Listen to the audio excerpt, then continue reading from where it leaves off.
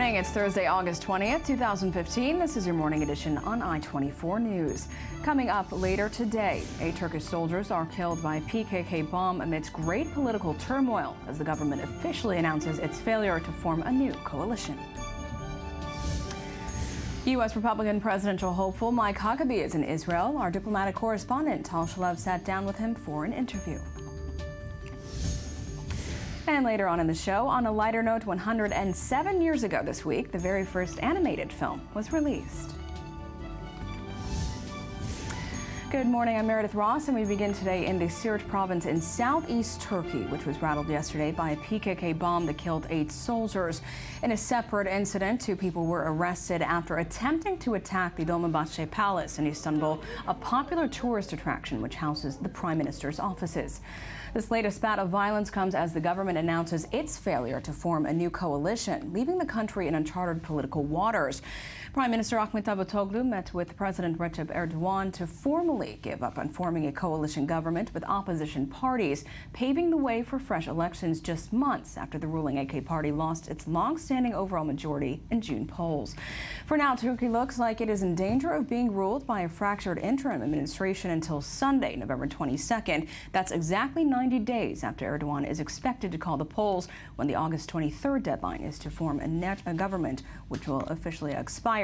The internal unrest comes as Turkey continues to battle the Islamic State group in Syria and Kurdish militia in Iraq. We're joined now in studio to discuss the political deadlock by Channel 2 Foreign Affairs editor Arad Nir. Good morning, Arad. Thank you for being here. But first, let's take a look at the next report by Eli Hockenberg on the latest from Istanbul, and we'll take it from there.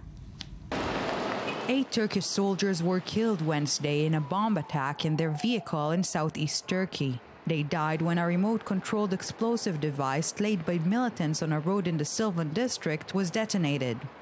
The Turkish army blames the Kurdistan Workers' Party, the PKK, as responsible for the attack, and if it is indeed so, it is the single most deadly attack carried out by the PKK since the Turkish government began its major anti-terror campaign against the Kurdish militants last month.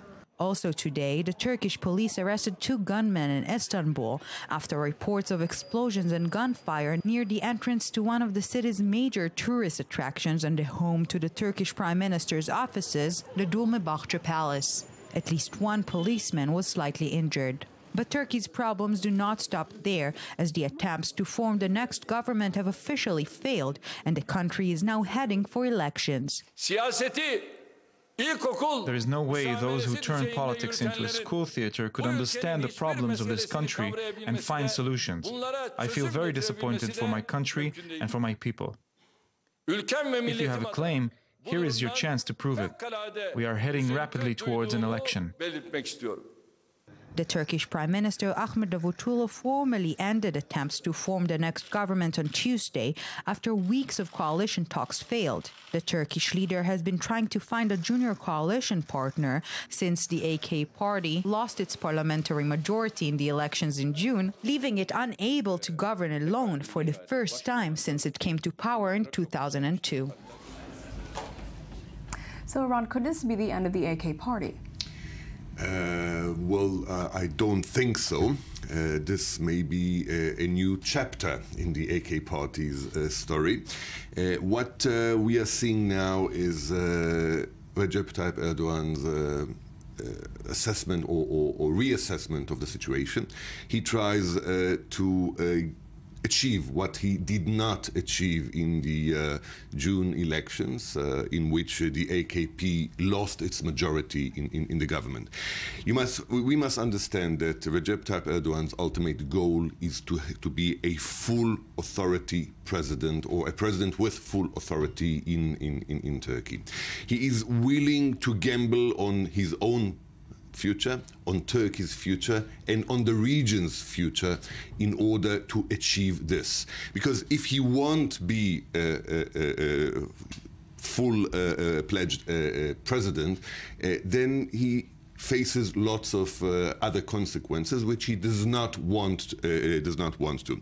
So we were all quite stunned a priori when the result of June elections came in, how Erdogan accepted the democratic process and accepted the laws and tried to form a coalition. This was a camouflage. This was not what he was doing. He was calculating his steps very, very precisely in order to try his luck again. And his ultimate aim now is to discredit the Kurdish party, which actually, for the first time in Turkish history, got over the threshold, the draconian threshold of 10% in the June elections. So now, and because of them, the AK party lost its majority in the parliament. Now, not only that Erdogan wants a simple majority for the AK party in the parliament, he wants a 2/3 majority for the AK party in parliament in order to change the constitution and become a president with full authority in a democratic way. That's his current program. We'll see how it works out. There's no guarantees, according to recent polls that were discussed, not published, but discussed in Turkey. The Kurdish party may even become bigger if the elections were being taken today. So we don't know exactly what will happen, nor does Recep Tayyip Erdogan, but he is planning the whole system in order to win or to re-win, or to win again an overwhelming majority for the AK party. A few days before the planned elections, he will be hosting the G20 leaders in Turkey in order to show himself as a world leader to the voters. Certainly. And that's what he's planning on. One, discrediting the Kurdish party. Two, regaining majority for the AK party, not only majority, but an overwhelming one that will enable him to change the constitution. And certainly portraying himself as a world leader with this summit. We're also joined now by, from Istanbul by journalist Arzu Gebula. Good morning, Arzu. Thank you for being with us. Good morning. Thank you for having me. So how are everyday Turks feeling about the idea of fresh elections? Not so happy, of course. There are two things that I would like to mention. Is that when Erdogan lost the majority, or at least the AKP didn't get the majority in the parliament, there's always been this thought in the background that, yes, there might be another election, another round of elections. And Turks certainly did not want to have another round of elections because these elections already were something of a major, not only just turnout, but also development in Turkish history and also the history of voters in Turkey. So there's never been an interest in the second round of elections. And also Erdogan, having lost or not gained the necessary majority in the parliament, he's always had this idea for the second round of elections. So from the very start, the AKP's approach to forming a coalition government was never sincere and was never honest. There's also this argument that Kılıçdaroğlu actually mentioned just yesterday, that Davutoğlu himself is very much interested and keen on forming a coalition government. It's the president who doesn't want to form a coalition government. And there's also the whole concept of CHP, AKP coalition, failing not because Kılıçdaroğlu wants a 4-year coalition government as opposed to AKP's wanting a 4-month coalition government. It failed because Erdogan actually right now, because Davutoğlu failed to form a coalition government, is supposed to give the right to form a coalition government to CHP leader Kılıçdaroğlu. But he himself announced yesterday that he does not want this, and he's not going to do it. So this sort of play, as already was mentioned, in Erdogan's head, that he will gain the vote, he will gain the missed 18 seats. I mean, Davutoğlu actually said himself that these elections are about winning over the 18 seats that they lost in the previous elections. And people are not happy about it. Obviously, the economy is not doing so well. The exchange rate is massive. It has never been this way. And there's also what's happening in the country. Obviously, the PKK, the Islamic State, and it's just people are appalled that the government that they elected is unable to solve these issues, but also they're appalled that AKP still pushing on the idea that they're the best and it's the opposition parties who are failing the country. Well, Arzu, thank you so much for this insight and joining us this morning from Istanbul. So lastly, is that then the reason why they can't create the coalition government? That the reason that they're involved with the PKK now, they're attacking their positions, the Islamic State, military involvement, and Erdogan's hope to rewrite the constitution? Well, that's actually the list of priorities on an inverse. Erdogan wants to rewrite the constitution. In order to do this, he wants majority in parliament, a two-thirds majority. That's what he'd need. In order to do this, he needs to polarize the Turkish people against the Kurds, who actually won 80 seats in parliament. So how was that even possible? He wants these seats. This is why he betrayed his allies, ISIS, whom he was using earlier in order to fight Assad and in order to fight the Kurds. They didn't bring him Assad, they didn't bring him the Kurds. So now he's fighting the Kurds. In order to fight the Kurds, he needs the Americans' concession, you know, the U.S. concession.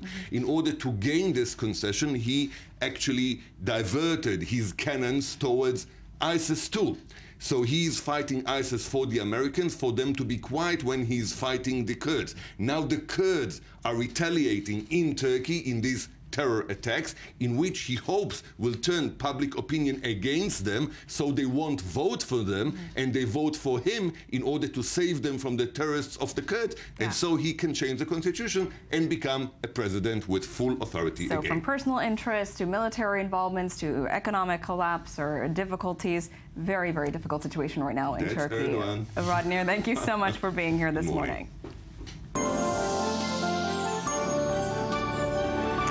And U.S. presidential hopeful Republican candidate Mike Huckabee arrived in Israel on Tuesday and made quite a few headlines from the onset, declaring that the West Bank settlements are part of Israel, a stance that is in odds with the official U.S. policy. I-24 News diplomatic correspondent Tal Shalev got the chance to speak with Huckabee in Jerusalem yesterday and filed the following interview. Governor Huckabee, thank you for speaking with us. You're very welcome. Delighted to. You arrived here in Israel yesterday and had an unusual choice for your event, for your fundraising event that took place in the West Bank settlement of Shiloh. And your positions regarding Israeli sovereignty of Judea and Samaria, as you call it, are at odds with the traditional U.S. position, even of Republican administrations. Would you change that if you were elected president? It's a position that I've had for all the time I've been coming to Israel. A position that I guess I probably first had when I was just a teenager coming here 42 years ago. Certainly one that I haven't changed, and one that I have no reason to change. I have great respect for the boundaries that the nation of Israel has, and I think those are reasonable boundaries. And as far as going to Shiloh as if it was some provocative event, it was not for me. It was a very normal, natural thing. I regularly go into Judea and Samaria when I come to Israel. Never think of it as controversial. I think of it as an affirmation of my respect for the people of Israel.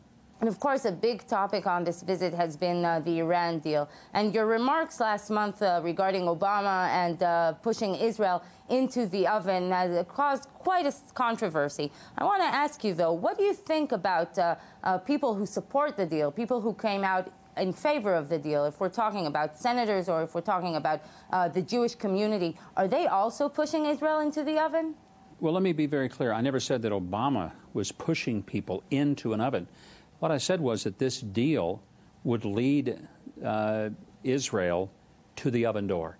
Now, what I did was take language that the Iranians have used. I want to remind people, the Iranians denied that there was a Holocaust. They've said that openly at the United Nations, for heaven's sakes. And yet, their officials have said, and I quote, "We have developed missiles that will deliver Israel to the Holocaust."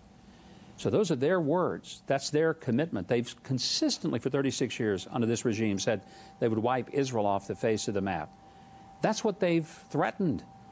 So I never said that the president was going to do it, but I said that these policies will give them the desire to do it.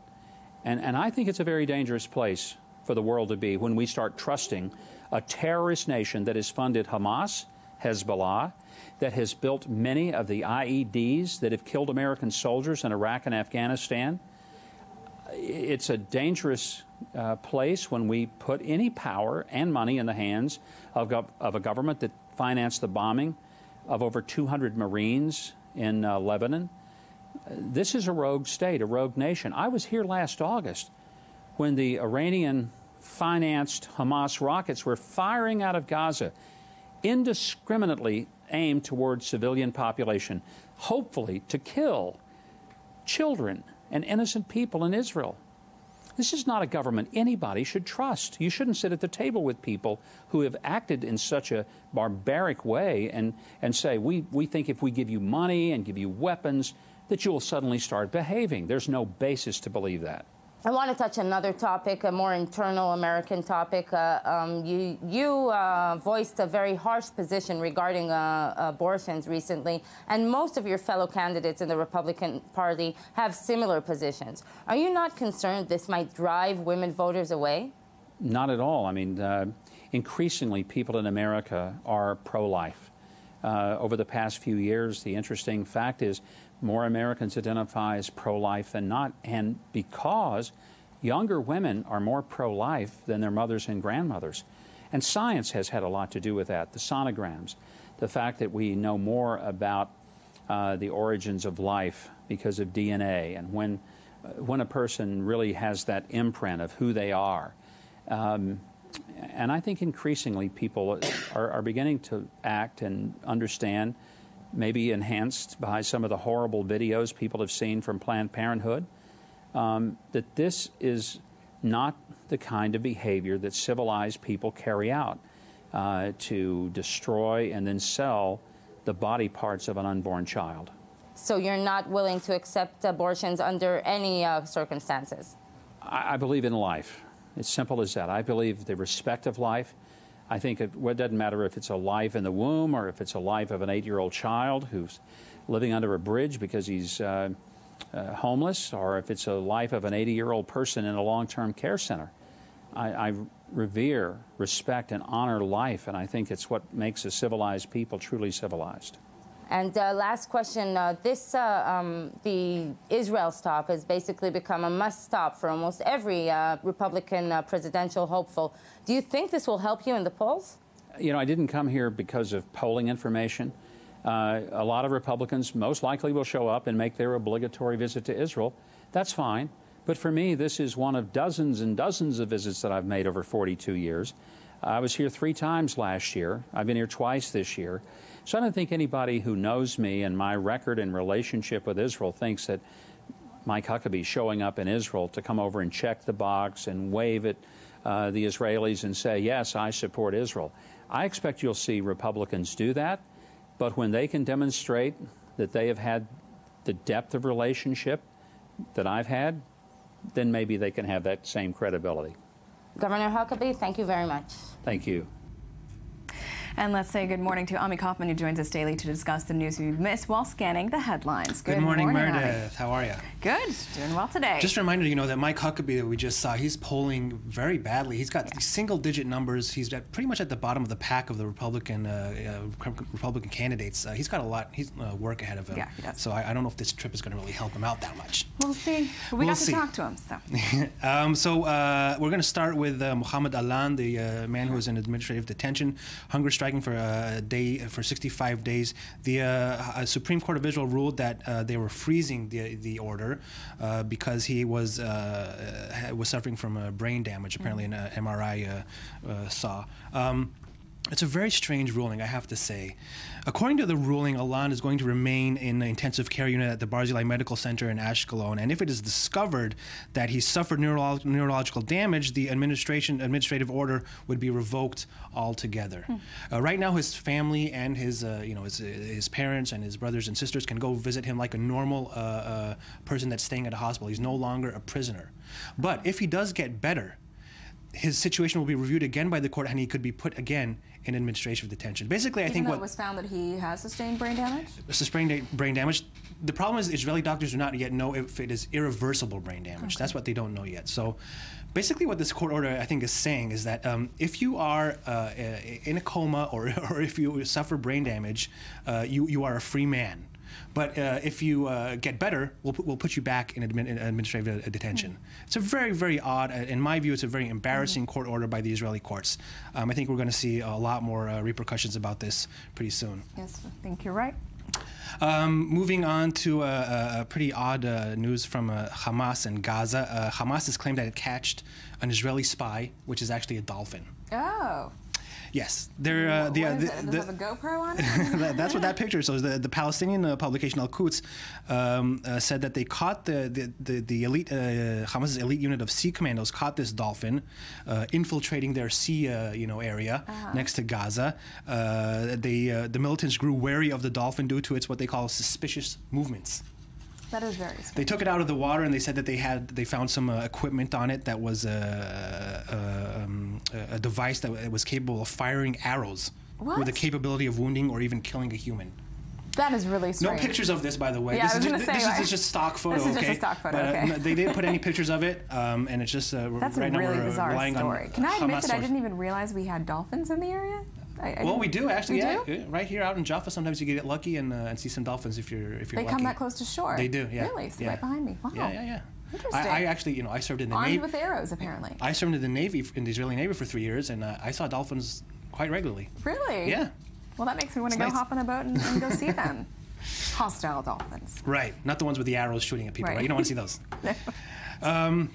Off to Syria and Palmyra, ISIS militants have beheaded a very famous antiquities scholar in the ancient Syrian city of Palmyra, and they hung his body in front of a crowd of dozens of people in the main square of the historic site because he apparently refused to reveal where valuable artifacts have been moved for safekeeping. This man is named Khalid al-Assad. He was 82 years old. He is recognized as the archaeologist of Palmyra. A lot of knowledge in this man's brain and in his head went down as ISIS beheaded him and put his body on display on one of those old ancient Roman columns that you see in all those pictures from Palmyra, and they put a board in front of his body with the charges against him, saying that he was maintaining contact with senior regime intelligence and security officials and managing Palmyra's collection of idols. This is a very, very sad story. Another killing, but really sad because he really respected and dedicated his life. His whole life to Palmyra. Work. He's one of the first archaeologists. He's been there for like 40 or 50 years, digging stuff up and preserving things. And he actually apparently tried to hide some of the stuff before ISIS got there. This is what happened to him. He died for what he believed in. Mm-hmm. Off to Bangkok. There are two developments, but there's not a lot of headway into those in the investigation of the bombing that killed 20 people in the center of Bangkok. The police are saying that there are 2 more suspects that they see in the CCTV footage. The one in as you can see in the red shirt and the white shirt, right in front of the man who's in the yellow shirt. That was the original suspect that they talked about yesterday. They also issued an electronic sketch of that man, the one in the yellow shirt, the first suspect. That was released yesterday. So we just saw that for a moment. Let's see if we can see that again. Yeah. Yeah, okay. That's his picture.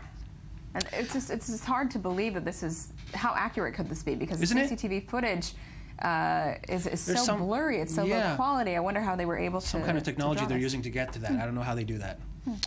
Off to the States. This is an interesting thing. This one is called, there's a new pill that the FDA, the Food and Drug Administration, has approved. It's called the female Viagra. Okay. How does it work? What does it do? Let's see. We have a report about it. Okay, let's see. Its medical name is filbenserine. Its nickname, the Pink Viagra. The American Food and Drug Administration has finally approved this controversial pill that aims to treat low sexual desire in women and, moreover, to instigate the biggest revolution in sexual health since the birth control pill.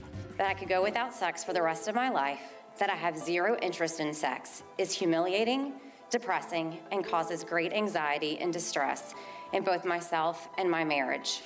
These unidentified women testified to the FDA last June after the drug was rejected twice for side effects and lack of effectiveness. The FDA decided to approve the latest version with strict measures in place to ensure patients are fully aware of the risks, which include drowsiness, dizziness, and fainting. But for the potential customers, this news comes as nothing less than a marriage saver. For us, flibanserin is a life-saving, relationship-saving, and life-changing drug. Unlike Viagra, which affects the blood flow to the genitals, filbenserine, to be sold under the name of AD, works on activating sexual impulses in the brain. This is the first medicine to treat hypoactive sexual desire disorder, which according to the U.S. National Library of Medicine may affect up to 1/3 of adult women in the U.S. Interesting stuff. I like how our reporter called it the marriage saver. The marriage saver. That's a good way to put it, isn't it? Yeah, that's a really good way to say it. Yeah. I don't know if this next item is kind of connected, but Ashley Madison is a website that is used for cheaters. And yesterday, the same day that we heard about the Viagra drug, the female Viagra drug, hackers released between 32 to 36 million names and passwords of people that were using the website. They actually did this. They threatened to do this about a month ago because they claimed that Ashley Madison charged $19 of people who wanted to delete their information from the website. And the hacker said that they took the money and they didn't delete the information. And they threatened Ashley Madison, if you don't really delete it, we're going to put out all this information of 36 million people and who's using the site. They did it. They did it yesterday, and a lot of people are biting their nails now. And this is not a marriage saver. Yeah, this is a marriage destroyer. This could do just the opposite. Exactly. There's some rumors about who's on the site. By the way, there's some rumors like there might have been a Knesset member who might be there. I think we'll find a lot. I actually saw just this morning when I woke up and checked the news that one of the Duggar kids. I think the guy surrounded in this whole scandal. I want to say that's him. I'm not 100% sure, but he's involved. I saw that one too. He might be a paying Ashley Madison customer. Yes. Yeah. Yes. Scandalous. Yes. We have some more time? Yeah, we have. I think we have time for about one more. Let's end with some very odd pictures of President Vladimir Putin. Oh, he's back. He's back, looking kind of to me like a Bond villain. Oh my! He went into this. Let's see the pictures. We have some video footage of this. He's in Crimea in the Black Sea, and he went into a submarine, this little submarine, and he gets in this thing and he goes down to see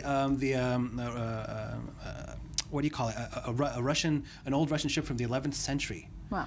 That ship that was shipwrecked there. It's an old archaeological site.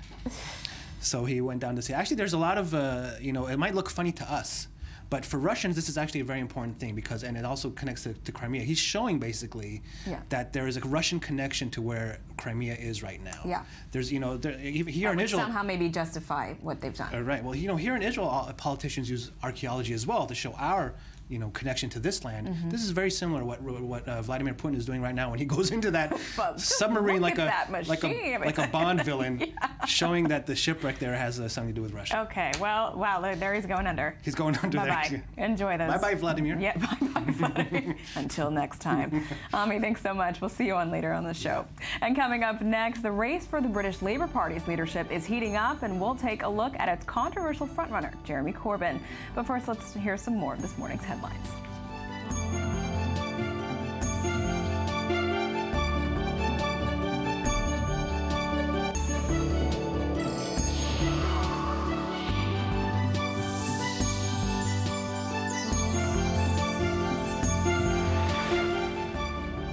Welcome back. It's still Thursday, August 20th, 2015. This is still the morning edition on I-24 News. Thank you for staying with us. And on to our next topic. The leadership race for the British Labour Party is heating up as former senior party members are beginning to speak out against left-wing frontrunner Jeremy Corbyn. Opinion polls show Corbyn sticking out in front since former leader Ed Miliband stepped down after losing the elections to David Cameron's Conservative Party earlier this year. Also in the running, Andy Burnham, Yvette Cooper and Liz Kendall. But it is Corbyn, initially viewed as a rank outsider, whose candidacy is gaining momentum. His campaign has caused a stir with Tony Blair, Gordon Brown, and other senior Labour leaders warning his election will be the death of the party. Now, on the other side, Corbyn has been endorsed by two of Britain's biggest trade unions, leaving many questions about the man who may lead Britain's opposition. To elaborate further, I'm joined in studio by I-24 News correspondent Gabrielle Weininger. Good morning, Gabrielle. Good morning, Meredith. And we'll get to you in a moment. But first, let's listen to a recent statement from Jeremy Corbyn, and we'll take it from there. I think it'd be quite nice if instead of people making rather shrill statements about our campaign and about the people that are joining in our campaign, young and old, they instead started addressing some of the policy issues we put forward on environment, on housing, on health, on women, on environment, economy, foreign policy. We're the ones putting forward ideas. I invite others to join in that debate. I'm trying to open up the democratic process and unleash that fantastic potential that's there. People have had enough of the politics of abuse and the politics of control. This is about the politics of democracy. And also joining us from London is I24 News correspondent Jonathan Sacherdotty. Good morning, Jonathan. Good morning. So why are former Labour Party leaders up in arms over Corbyn's popularity? Corbyn was a rank outsider, a fringe figure in the Labour Party, somebody who's never held a cabinet position or a shadow cabinet position despite his decades of service as an MP, and somebody who regularly rebelled against the party, defying the party whip in votes very, very frequently. So it's understandable that Labour Party members, parliamentary Labour Party members in particular, are very afraid of this man now somehow leading the party. They don't think that he's Prime Minister material, and they don't think that the British electorate, outside those who are Labour Party members planning to vote for him, would actually choose him to be a Prime Minister, which of course terrifies them, because now we have a majority Conservative government. They worry about when they might get back into power. Right, and we'll just stay on the line. We're coming back to studio to Gabby, our correspondent. So who makes up Corbyn's supporters? Well, I think that's interesting that you mentioned the Conservative Party, because actually there's a new policy that 1.4 million new voters are actually voting for Corbyn because of this new Labour policy. There are more registered supporters. So many Tories actually are voting in this leadership election.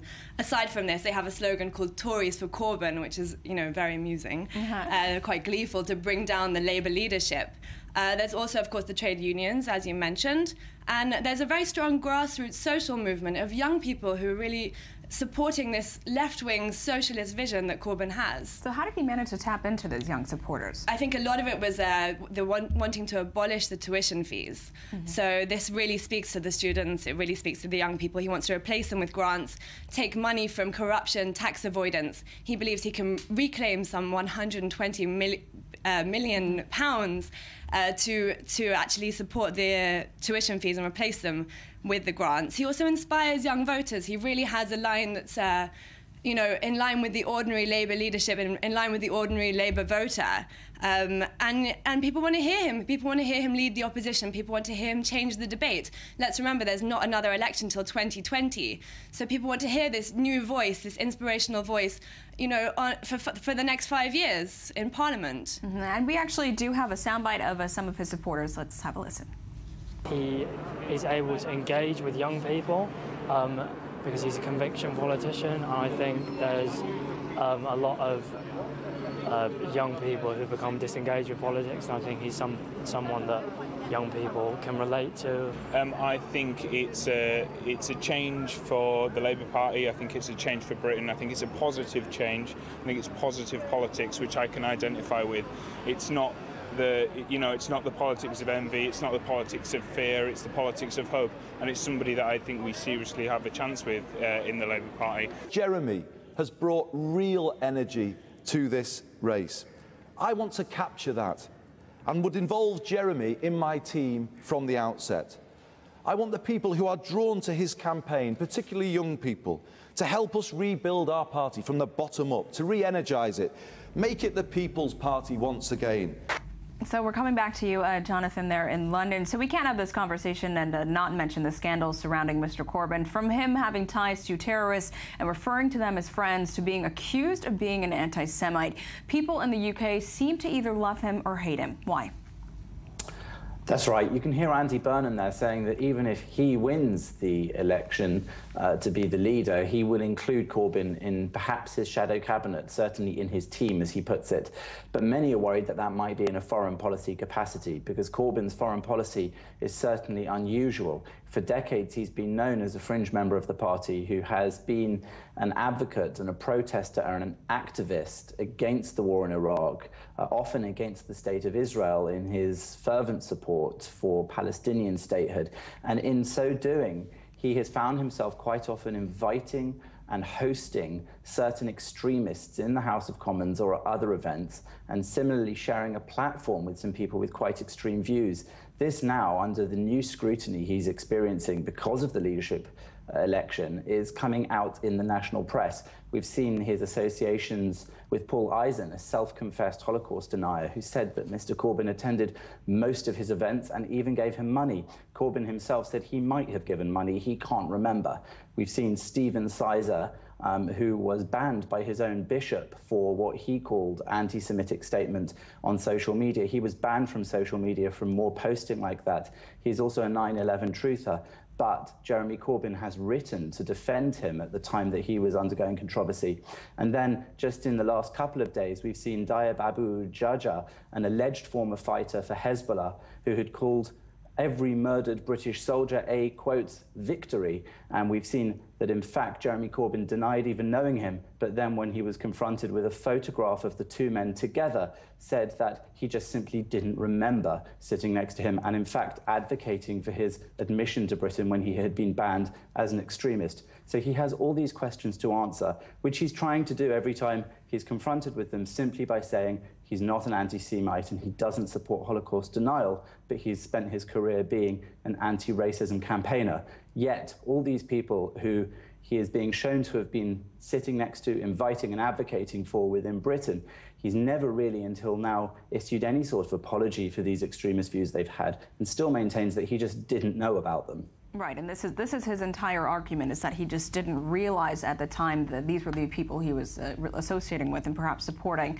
But Gabby, I'd like to hear your response to that. I think that it's undeniable that 7 out of 10 British Jews are concerned that he will be elected in the Labour leadership.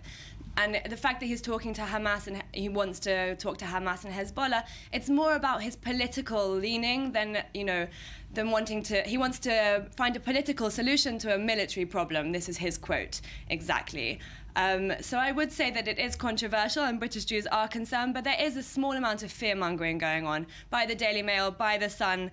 It's part of his policy. For example, during the IRA bombings, he wanted to speak face-to-face with Sinn Féin. That's the political wing of the IRA. Mm-hmm. He believes in dialogue rather than a military solution. I see. And also, I just want to mention, in the sound bites that we heard, Jonathan, we saw Andy Burnham endorsing him in a way and praising his policies. Is that his effort to kind of get on the bandwagon of popularity because he sees that it's working for Corbyn? Well, the reaction from the other candidates has been fascinating. Burnham's the only one who's really making those sorts of overtures, while the other candidates, Yvette Cooper and Liz Kendall, have been saying that he is an irresponsible person for making the sorts of statements he is, that he will take the Labour Party back to the 80s with these backwards policies that aren't forward-looking. They've been emphasising that sort of rhetoric, whereas Burnham, I think, has recognised that this popularity with a section of the British electorate who maybe did feel underrepresented by neoliberalism and the New Labour Party project, which did win 3 consecutive elections for the Labour Party, but nonetheless didn't really represent the views of the left that said that they wanted a bigger state, that said that they wanted to be anti-austerity. So to some extent, Burnham is giving a nod to those people and saying, even if he doesn't win, if you vote for me instead, I will include him in my team so that those sorts of issues will be back centre stage in Westminster and part of the national debate, rather than just on the loony fringes where they've been for some time. And it's an interesting approach. Well, Jonathan, thank you very much for joining us from London, and Gabby, thank you for being here. And moving on to the next topic, when you think of archaeology in Israel, you tend to think of Jerusalem or Caesarea, structures of Jewish or Roman heritage. Often the architecture of Islamic structures is ignored. One such site on the shores of the Sea of Galilee is now the focus of a joint German and Israeli project to preserve what's left of it. I-24 News correspondent Mirav Sevir is here with me in the studio after visiting the site to find out more. Good morning, Mirav. Good morning. So we'll hear about it, but first let's take a look at your report. Khirbat al-Minya, located just off the northern shore of the Sea of Galilee, was once the palace of a caliphate, but now barely has any walls. Archaeologists believe it was built at the beginning of the 8th century. In the 1930s, the Germans, they found an inscription at the gate, and this inscription says this building was built by the commander of the faithful, Al-Walid. Khirbat al-Minya was excavated in the 1930s by a German team. The site itself is on the property of the German Association of the Holy Land. Now in 2015, they're starting a new effort to preserve it, a joint project between Germany and the Israeli Nature and Parks Authority. There's a very long history of German commitment to the site. There's a responsibility because the German excavators left the site in 1939. It's a good custom. The person who excavates a site has also to take care about the preservation after the excavation ends. Because of budget constraints, they couldn't preserve the entire palace at this moment. So what they decided to do is focus on this structure around me, which is the gateway to the palace itself. First of all, we want to prevent water from getting into the structure, so there won't be any future damage. After that, we want to take care of the design and preservation of the stones themselves. The project will begin in November and should take 3 weeks to a month, and Orlin says they hope to continue doing more work on the site. After, the sky's the limit. Dr. Katja Zitrin was part of a Hebrew University team that excavated the site in 2005. She gave us a tour of what was once the Great Palace. When we visit such sites, we need lots of imagination. Within this wall, we can see the prayer niche, what's called mihrab. And what's interesting here in Minya, this is one of the places that were most affected in terms of visually saying. You can see here the results of the earthquake best. It is believed several earthquakes shook the palace, but Zitrin says one in 1033 ultimately destroyed it. Minya served a purpose even after the Umayyad period. This is a furnace that belonged to a stage of Khirbat al-Minya when this was actually a sugar production factory. This started during the Crusader period, and actually we can say that Minya was part of this industrial revolution. In the 1930s, the Germans excavated the private unit, an area Zitrin says is quite special. This whole area was covered with geometric mosaics, each one different with a different composition. They're here. They are actually here under us. Islamic archaeology isn't one that is often studied or visited, but Zitrin says in recent years it has become a more popular time period to study. And for visitors, it's important to remember it is part of the history. The public should understand that this is part of the cultural heritage of Israel, and they should care for it. And they should also demand more explanations and more knowledge about each of these sites. Zitrin says she hopes they can come back to Khirbat al-Minya, not only to preserve it, but to continue excavating to see what else they may find. And joining us from Amman now is archaeologist Dr. Hans-Peter Kühnen. Thank you so much for joining us.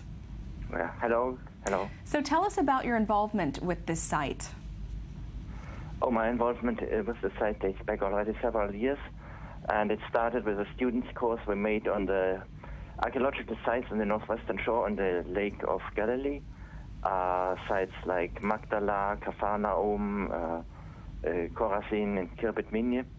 And we saw that this is a very interesting region because you have in late antiquity, say from 4th to 8th, 9th century, you have living together Jews, Christians, and from the 8th century on also Muslims. And that in these years, in these early centuries, there was a very peaceful living together and living side by side. So we decided to study it more in detail. Right. And we found these excavations in Khirbet Minya that have been done by Germans in the 1930s and have left in this state, and so that's our involvement.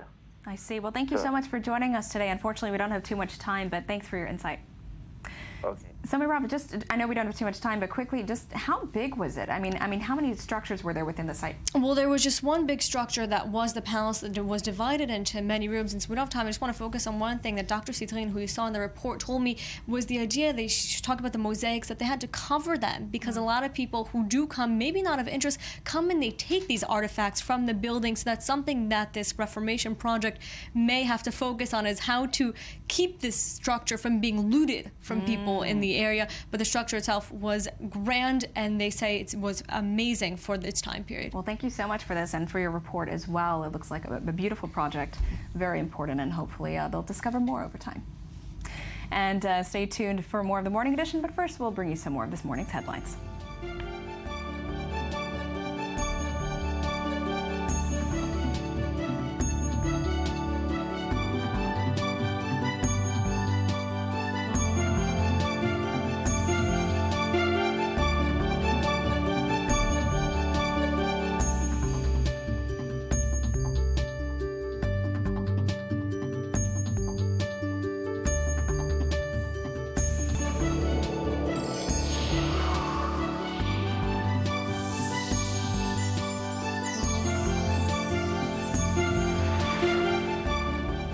Welcome back to the Morning Edition. Now let's say hello and good morning again to Ami Kaufman, who is here today for the Viral Spiral. That is the web review. Glad to be back. Yep. Let's talk about a woman who has passed away, unfortunately. Her name is Elaine Fidrick.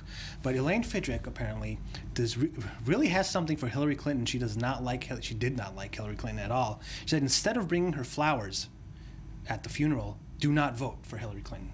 Really? That is her condition. You know, she doesn't want anyone to bring flowers to her funeral. Just don't vote for Hillary Clinton. And on her online guest book that she had, there were a lot of messages supporting this. Yes, we will not vote for Hillary Clinton. We really like you. We're not going to bring you any flowers.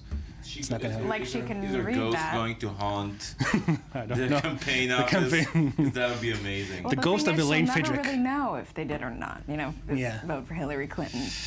I don't know. Apparently, it's not the first time this has happened. In April, a North Carolina man who was 81 years old also had the same request: do not vote for Hillary Clinton. He was So this isn't the first time that someone's Or maybe if you hate on Hillary Clinton, you die. That's the other possibility. You can also read it that way. I'm just saying. Amit Kling, I-24 News editor. Good morning.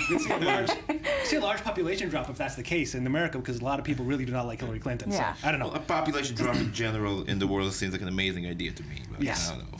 Steve Martin, by the way, once said he has a great idea for the population problem: death penalty for parking violation. With him, That was not a Steve quite. It's a Martin. little extreme, Yeah. but yeah, it's definitely a frustrating point. On to our next one. You know how usually, unfortunately, I bring this stuff about Caitlyn Jenner, who was formerly Bruce Jenner, and transgender stuff. This is good news. The White House has first openly hired a transgender staff member. This woman is named Rafi Friedman Gorsman. Yeah. She will serve as the outreach and recruitment director on President Obama's staff. That's great. That's a picture of her right there. That's really good news. Now, Good news. did the White House have Don't Ask, Don't Tell policy as well for I recruitment? don't know. I don't think they do that anymore. But it's a good question. Yeah. I don't know. Not anymore. Trevor Noah, the man who is replacing Jon Stewart, has officially taken over. Comedy Central put out a video clip of him sitting down on the chair. Let's take a look at this. We have the video. I think we have it. Just count the hours. Stop tripping, I'm tripping off the power. Till then, that's the world's ours.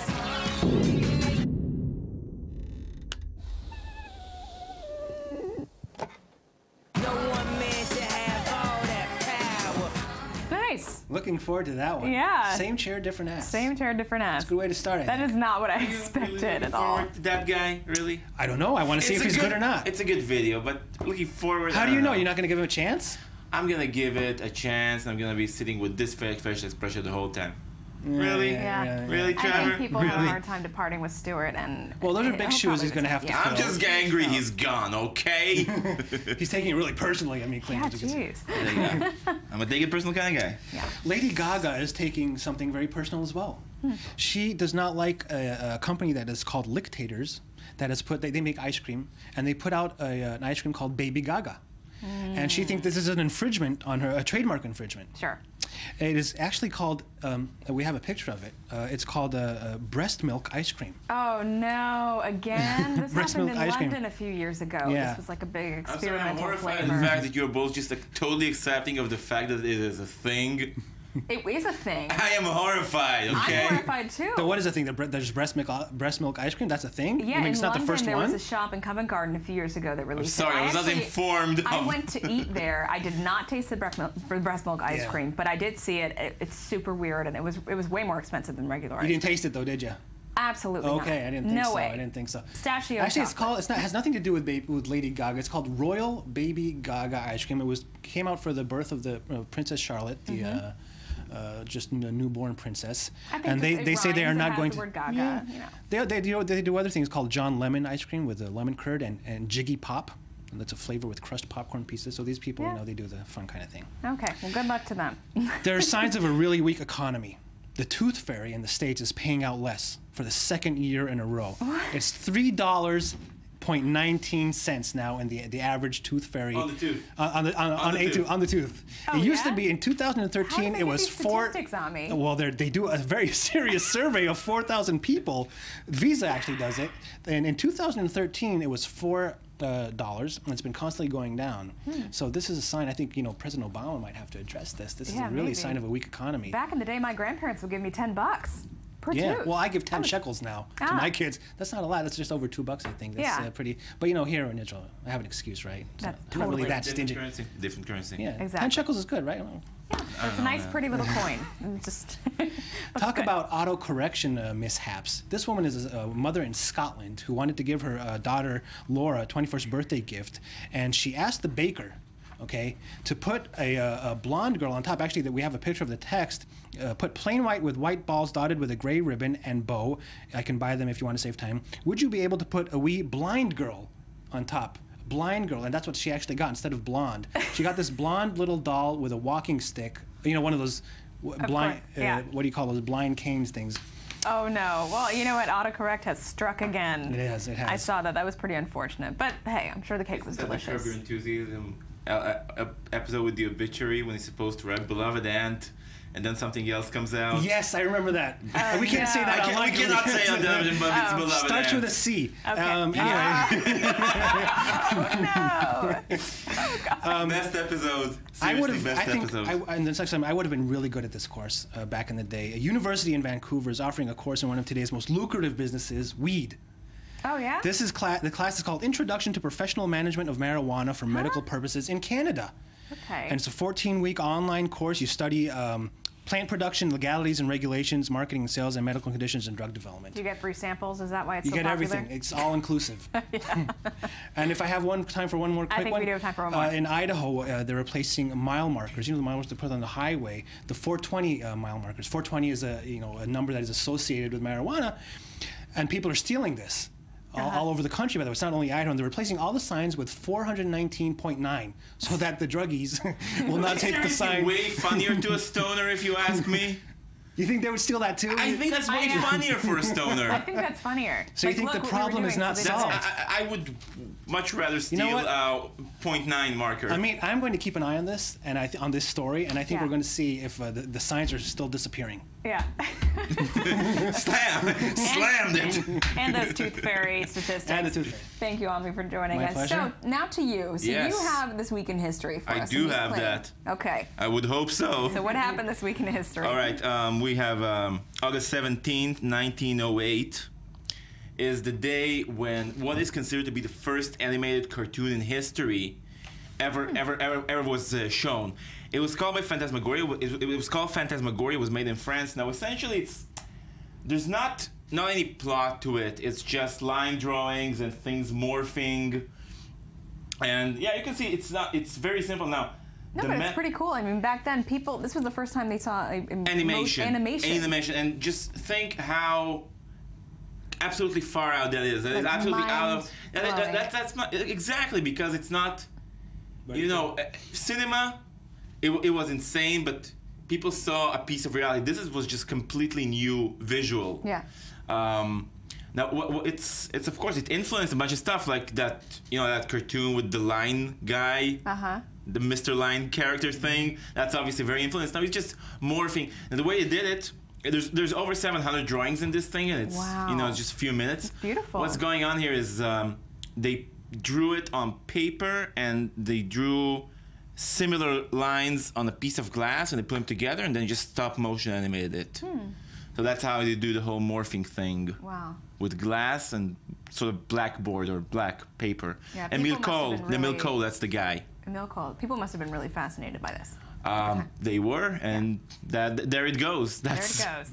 Very cool. Yes. So what else happened this week? Well, something much less pleasant or entertaining to the masses, of course, depending on who you ask. But August 21st, 1940, the NKVD, the Russian Foreign Operations Organization, finally caught up to renegade former communist leader Leon Trotsky, who was promptly axed to the head. Yes, it was in Mexico. The assassin his name was Ramon Mercadel, and the reason this assassination is just so legendary was the method of murder. Yeah, that is not. He was killed with an ice pick. Yeah. Not an ice pick, as in an axe or like a mountaineer. Sure. Yeah. Axe climber. To the head. I mean, that's a nasty blow to way the head. To It was not part of the instructions. That's just what the assassin had. Oh, so this was improvisation. It was, you know, just go in there, study the scene, grab something. He had one. I guess he didn't have a knife or anything else, but the guy, you know, he was there from the first days of the Russian Revolution. And there was the split between the Bolsheviks and the Mensheviks. And the Bolsheviks clearly won. You know, Bolshevik stands for majority and Menshevik stands for minority. That's what they called themselves. Clearly, it was obvious from the get-go who had the advantage here. Yeah. Yeah. Yes, so the Bolsheviks, you know, were represented by Lenin, who was Trotsky's comrade. Stalin, not so much, had him out of the field. Was a power struggle after Lenin's death. He was really a wanted guy then, if he sent by them, yes. So he fled. He was around. He spent some time in Turkey. He ended up in Mexico. Thought it was far away. Quite far away enough. Especially for Russia, you know. Yes. There's really no hiding. No. Is there? No, there is not. Yeah. I am Russian. I should know. Oh yeah. Yeah. So then you know. And I am offended. Hiding ever since. Yeah. Yes, in plain sight on television. That's the best place to hide, right? Yeah, exactly.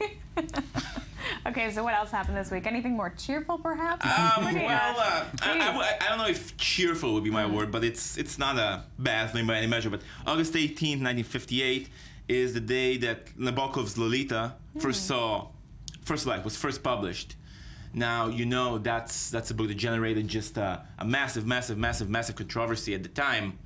You know, it's the story of Professor Humbert, who falls in love with a 12-year-old girl and, you know, develops a sexual obsession. And, of course, you know, what made the book so controversial, still controversial to this day, is that it's in first person. It's very detailed. It does not shy away from his inner sanctum. So there was probably a lot of speculation over whether this was coming from a real-life fantasy. Yes, of course, that's a huge thing. And, you know, he had the worst time finding a publisher. He was rejected by every major publisher, pretty much. Yeah. Well, he ended up on a little press called Olympia that was its output was defined as 3/4 pornographic. That was it was definitely the most highest profile author they ever had. And, you know, they were not a very professional press. So the first pressings, this is the one, the green one we're seeing here. It was very low quality printing. Yeah. Today, it's insanely rare and insanely expensive, those copies. There's a lot of printing errors in them because they were just not used to publishing literary output. Yeah. But eventually, you know, it's 1958, so Nabokov had two things working to his advantage. First, he already had a name as a writer, so he did draw attention, and eventually critics saw past the controversy and hailed it as a huge novel. It's one of the hugest of the 20th century. And the other thing was, you know, the coming 60s sort of loosened some sexual mores, and it was not hailed as positive in any way. That's not Nabokov's intention, but it was looked at with curiosity. Yeah, certainly. Well, what else? We have one more thing that was one more that thing happened this week in history. Yeah, I think we're going to take a personal look at this. August 17, 1998 is the day Bill Clinton finally said he did it. Said those words. Those words, yes. As you know, in a deposition in January, I was asked questions about my relationship with Monica Lewinsky. While my answers were legally accurate, I did not volunteer information. Indeed, I did have a relationship with Ms. Lewinsky that was not appropriate. In fact, it was wrong. It constituted a critical lapse in judgment and a personal failure on my part for which I am solely and completely responsible. I have to tell you, I was 13 at the time, and I was mind blown that was on television. Yeah. That was amazing to me. What were the famous words? I did not have sexual relations with that woman. Yes, still, I think, will be quoted really into eternity.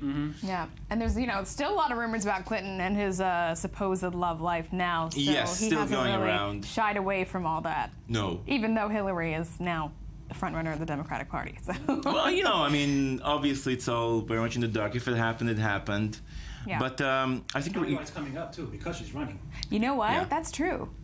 It's probably another undercutting way sure, to Republicans will use anything. stain her. They'll go to any lengths to tarnish her image. Yeah. That is certainly true. Wow, look at those old pictures of them. That's insane. By the way, I think it was his birthday yesterday, if I'm correct. What? Oh, yeah, so happy birthday, Bill. That's a terrible gift to give yourself. Yeah, happy birthday, Bill, this week in history. I've had some thinking to do over my birthday. We're reminding you of your humiliating moment across the world. I can just imagine him sitting alone on that birthday, like cake, little tiny cake, one candle, just going like, I may have done some poor choices.